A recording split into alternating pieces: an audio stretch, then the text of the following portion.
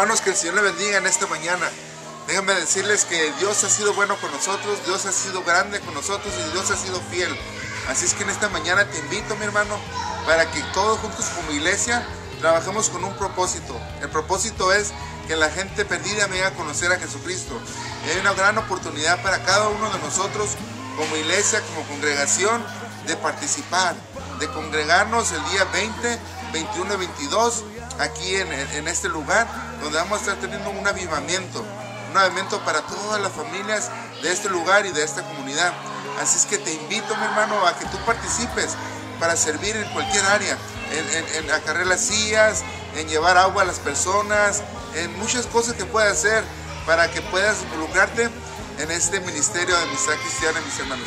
Ahí es que te invito a que invites a otras personas, amigos, parientes, para el 20, 21 y 22, en el cual el Señor se va a manifestar grandemente en este lugar.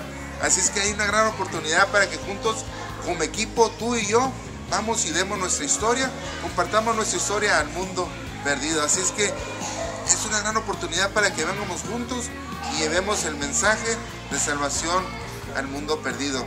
Dios te bendiga y te animo. Allá atrás vamos a tener donde te puedes apuntar para servir.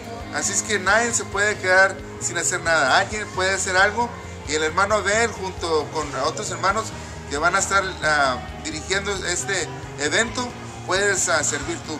Así es que te animo a que juntos trabajemos y sirvamos al Señor. Así es que, hermano, que Dios te bendiga y acuérdate que este es un tiempo de avivamiento buscando primero a Dios. Busca primero a Dios y Dios va a bendecir tu vida.